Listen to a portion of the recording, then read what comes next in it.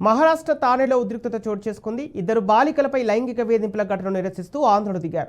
Badlapur railway స్టేషన్లో ఆందోళనకారులు ధర్నాకు దిగారు.